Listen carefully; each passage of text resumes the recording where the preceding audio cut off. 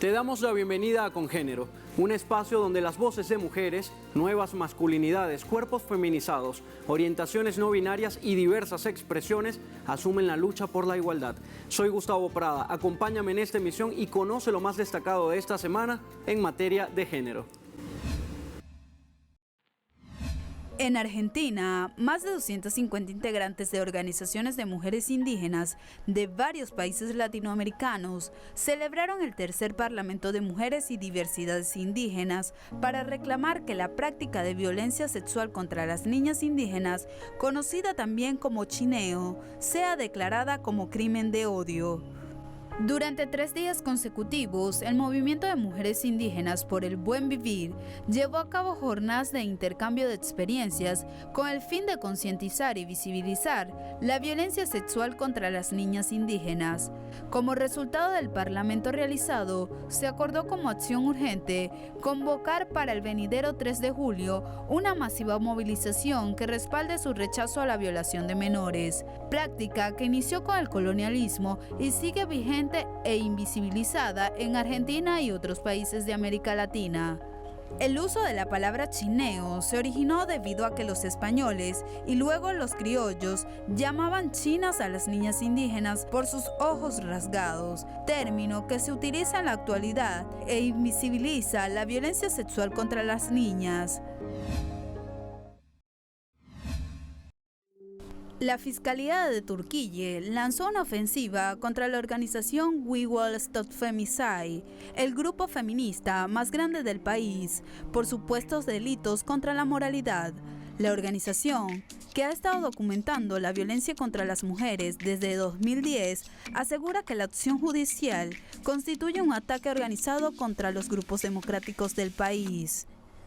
Süreçlerde kadınların ve LGBTQ artıların bu mücadeleden geri durması mümkün değil. O yüzden bizler hiç umutsuz değiliz. Bugün yüzlerce arkadaşımızla birlikte bu dava için burada buluştuk.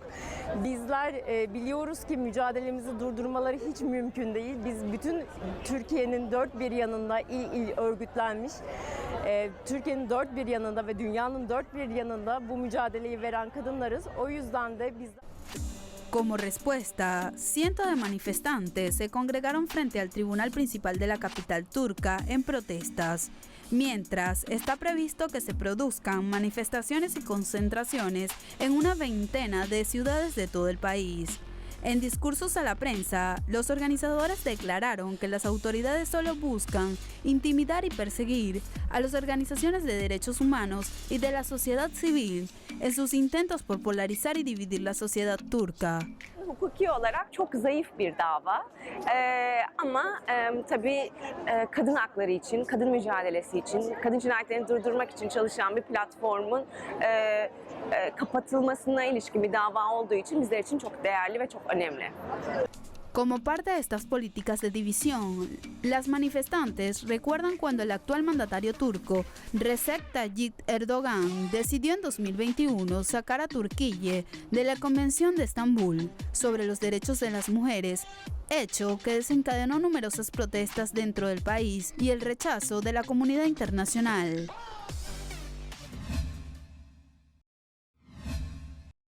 Diversas organizaciones feministas y de derechos humanos exigieron al Estado que cumpla las recomendaciones del Comité de las Naciones Unidas para la eliminación de la discriminación de la mujer en el Perú. Hay un avance normativo importante, sin embargo, hay muchos temas que han sido cuestionados. La Defensoría del Pueblo ha hecho un informe alterno y destaca como pendientes el tema de políticas de igualdad de género que se vayan a dar en el país, estas para evitar la discriminación permanente que sufren las mujeres en su diversidad, para evitar que los estereotipos y el machismo sea una práctica y una cultura que está encarnizada en nuestro país. Para las representantes de estos colectivos, preocupa, entre otras cosas, la Ley 904, promovida por sectores conservadores, que afecta el enfoque de género y la educación sexual en niños y adolescentes. Detrás de este proyecto legislativo lo que hay es una intención de vetar contenidos vinculados a la igualdad de género, contenidos vinculados con la educación sexual integral. El riesgo concreto es la precarización de la educación pública fundamentalmente, porque esto no va a afectar los materiales educativos de los colegios privados,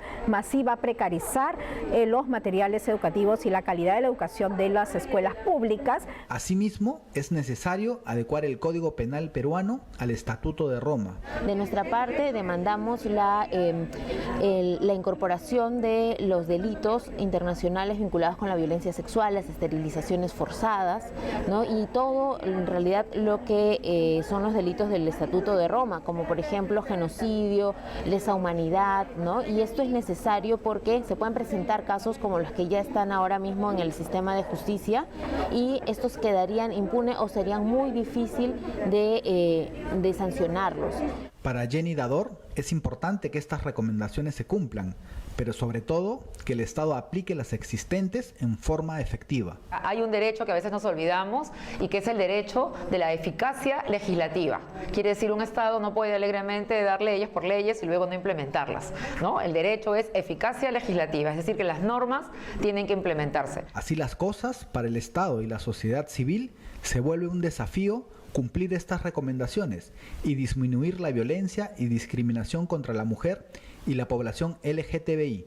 Ramiro Angulo Maquiavelo, Telesur, Lima.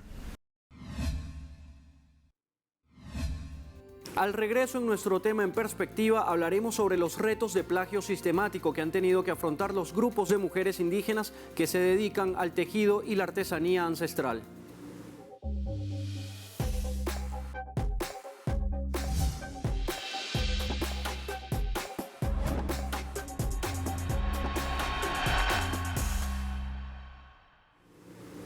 El lenguaje es una herramienta con la que construimos y deconstruimos los imaginarios sociales. A través de él podemos contribuir a la transformación de una realidad social. Hoy, en nuestro segmento Lenguante, definiremos la categoría pueblos indígenas.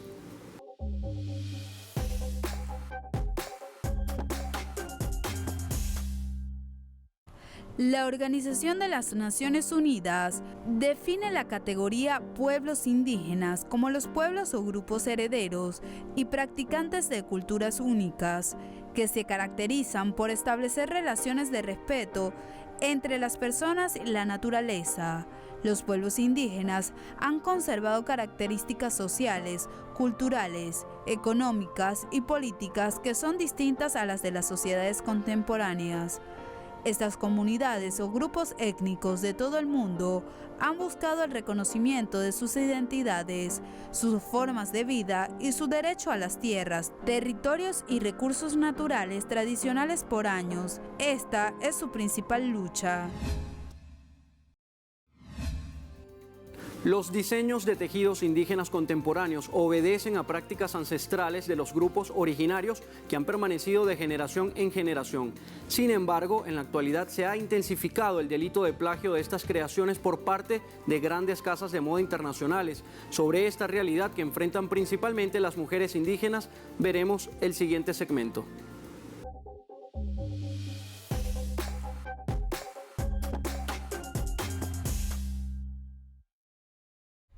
El tejido dentro de las comunidades indígenas posee una relación entre el medio ambiente y las necesidades físicas y espirituales del ser humano.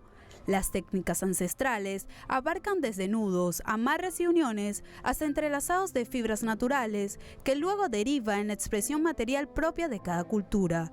Muchas regiones americanas utilizan estas prácticas de generación en generación como forma de preservación de sus identidades. El trabajo que nosotros hacemos es importante también. ¿Por qué? Porque es patrimonio cultural de lo que nosotros hacemos. Y es más, viene desde los antiguos, desde los ancestros que lo han traído, ¿no? En el caso de México, su historia indígena siempre encuentra distintos caminos para expresarse y tener cabida en la cultura contemporánea. Un número creciente de diseñadores indígenas de América del Norte se están haciendo lugar en el mundo de la moda, desafiando nociones anticuadas de lo que se considera el estilo indígena, haciéndose de diseños originales y atribuyéndoselos como propios. Me siento orgulloso representar a mi pueblo de Magdalena y también, por supuesto, a Chiapas. La batalla por la réplica sistemática de sus creaciones por parte de grandes diseñadores ha hecho que las mujeres tejedoras reclamen el hecho que las violenta como artistas y como indígenas. Y la verdad sí nos gustaría que sí nos reconociera nuestro trabajo porque está bien hecho, está bien elaborado, está hecho con todo el corazón y además estamos trabajando con hilos que son, o sea, con materiales que son hechos en México. Principalmente. Es un tema muy delicado en el que sí hemos estado analizando y viendo cómo podíamos hacer este aproximamiento con los artesanos y de verdad trabajar directamente con ellos y que estén contentos con el diseño que están proponiendo y adecuándose obviamente a nuestra identidad, o sea, encontrar un medio entre los dos estilos. Las mujeres, principales representantes de los tejidos en sus comunidades, ahora tienen que enfrentar las dificultades y el irrespeto e invisibilización que implica el robo de sus símbolos. Para hacer frente, tejedoras indígenas y talleres artesanos han denunciado los innumerables intentos de plagio a sus auténticas creaciones. El plagio creo que ocurre a través de la no comunicación. Cuando no hay comunicación, se transgrede, de alguna manera se genera un insulto, se genera una agresión, llamémosla, se podría considerar ello. No solo lo material, sino que también nuestro tiempo y también nuestras ideas que hacemos. Ante el plagio de las creaciones originarias, el gobierno de México ha decidido intervenir y servir de mediador para que los diseñadores y casas de modas internacionales respeten las ideas y diseños de las comunidades indígenas mexicanas y logren acuerdos equitativos con ellos. Pero las mujeres artesanas indígenas insisten en denunciar que descubren en internet copias de sus diseños. Para que los creadores hablen de frente, desde sus comunidades al mundo, a diseñadores de tú a tú, con el profundo significado de cada creación, no con romanticismo ni con paternalismo, sino con respeto, con ética. Un plagio no es un homenaje, un robo no es una inspiración. Además, el gobierno mexicano invitó a decenas de creadores indígenas a exponer sus creaciones en el enorme complejo conocido como Los Pinos, antigua residencia oficial de los presidentes que fue convertida en un centro cultural abierto al público. Hemos estado batallando porque ha salido un huipil computarizado, como si fuera un tipo serigrafiado, y obviamente es un trabajo económico y ya no prefieren nuestro trabajo artesanal, que pues demanda un poco más su costo. El grupo de mujeres del proyecto Fábrica Social, que incluye asesoría para valorar sus creaciones, diseños conjuntos y la comercialización de finas prendas. Sí, vas a invertir, es una inversión en un proyecto en el que crees, en un trabajo en el que crees y te va a durar, no sé, 10, 15, 20 años, probablemente lo vas a poder heredar, ¿no? Y tuvo un impacto positivo en algún lugar. Siento que muchas casas de moda siguen pensando que pueden hacer esto sin ningún costo y sin ninguna responsabilidad, ¿no? Entonces, creo que muchas casas, por ejemplo, se escudan en decir que no es apropiación cultural, sino que es inspiración, ¿no? Cuando la realidad es que eso solo nos muestra, pues, como la asimetría de poder que hay producto de los regímenes coloniales. De acuerdo a las nuevas disposiciones que tiene México, es necesario contar con el consentimiento escrito de las comunidades cuando este tipo de arte textil va a ser utilizado con fines lucrativos. El país también pide un debate en la Organización Mundial de la Propiedad Intelectual. Hacemos nuestra segunda pausa. Al regreso seguiremos con más de Congénero. Ya volvemos.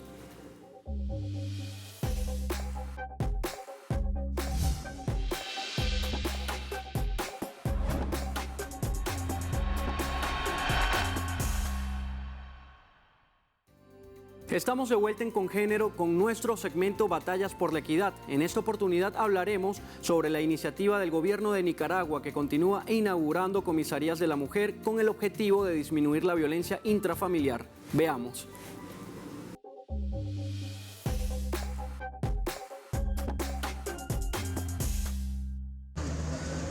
San Juan de Oriente es un municipio del departamento de Masaya al sur del país. Es un pueblo de ascendencia indígena. Más del 80% de la población es artesana. La mayoría son mujeres que desde sus hogares trabajan en la elaboración de preciosas piezas de cerámica. Aquí, la Policía Nacional instaló una comisaría de la mujer. Es importante porque sabemos que si algunas mujeres son maltratadas, pues yo creo que es necesario que haya esta comisaría de la mujer porque de esa manera también son respaldadas ellas. De mucha seguridad, aquí uno puede salir, aquí hay bastante, también están los policías que andan en el día. En todo el país se han inaugurado comisarías de la mujer como una política del gobierno para la atención oportuna y eficiente de aquellas mujeres que sean víctimas de violencia en sus distintas formas. Esta es la número 122, Comisaría de la Mujer a nivel nacional, Comisaría de Verdad, donde construimos una comisaría más para apoyar a las mujeres víctimas de violencia, donde pueden venir a interponer la denuncia en los delitos de intimidación, violencia psicológica, en los delitos sexuales, ¿verdad? La violación, abuso sexual, en apoyarla en el proceso de investigación, los actos de investigación, desde el momento de la denuncia hasta capturar al agresor. Desde el funcionamiento de las comisarías se ha visto un cambio positivo. Ahora las mujeres acuden a estos espacios a interponer sus denuncias. Ya se está desnaturalizando la violencia, ya vemos los hechos de violencia no como algo común, como algo natural, sino como algo que debe ser denunciado, algo que debe ser puesto en conocimiento de las autoridades y que también las víctimas tienen que ser atendidas. Además de instalar las comisarías de la mujer a nivel nacional, el gobierno, a través de las distintas instituciones, promueve una campaña intensa de respeto, paz, de entendimiento a través del diálogo para seguir fortaleciendo la seguridad de las familias. Kenia Doña, Telesur, Nicaragua. Ahora te invito a repasar lo que ha circulado en las plataformas web en materia de género en los últimos días. Te recordamos nuestras redes, en Twitter e Instagram, @congénero_TLSur y en YouTube, Congénero Telesur.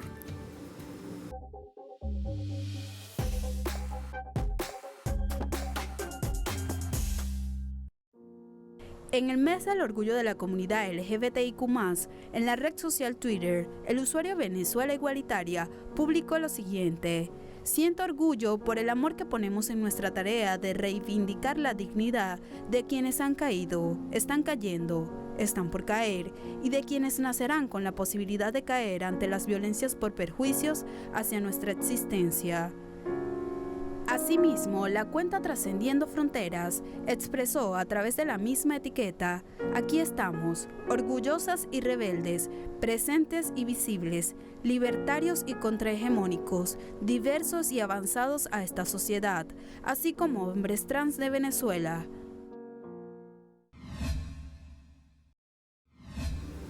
Te recordamos que a través de nuestro correo electrónico congénero@telesurtv.net puedes sugerirnos temas y compartir tu historia con nuestro equipo. Es momento de nuestro segmento Cultura con Género. Veamos qué nos trae el equipo de producción esta semana.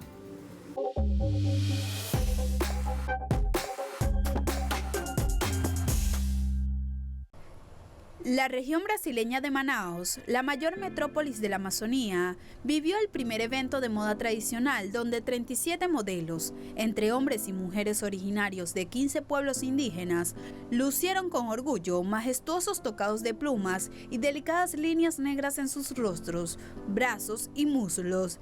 Esta primera muestra intercultural de moda indígena de Manaos, aunque estuvo auspiciada por el proyecto Contadores de Historia de la Universidad del Estado de Amazonas, involucró a los propios indígenas en el diseño de los trajes y el montaje de los desfiles.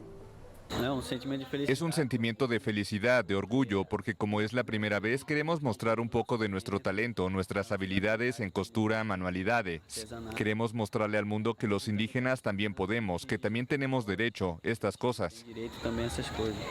Los desfiles muestran las creaciones de al menos 29 diseñadores indígenas de todas partes de Brasil, en uno de los mayores asentamientos urbanos de tribus indígenas, donde viven familias de unas 36 etnias. El arte gráfico y su integración con el diseño de modas fueron el eje de la muestra, titulada Grafismo Indígena, Tradiciones, Ancestralidad y Contemporaneidad, y en la que fueron expuestos los trajes, figurines, pinturas y adornos en artesanía. Los organizadores revelan que la propuesta es una forma de resistencia y visibilización de los pueblos originarios. Es resistencia, es reconocimiento, es romper estereotipos. Aquí en la Amazonía, lamentablemente, mucha gente todavía tiene esta resistencia a los pueblos indígenas, esta vergüenza, este miedo de reconocerse con sangre indígena. Entonces, el objetivo es que las personas se integren, que se den cuenta de lo hermosa que es la cultura indígena de la Amazonía, en el mundo, en Brasil, y mostrarle al mundo entero a Brasil y a los pueblos indígenas.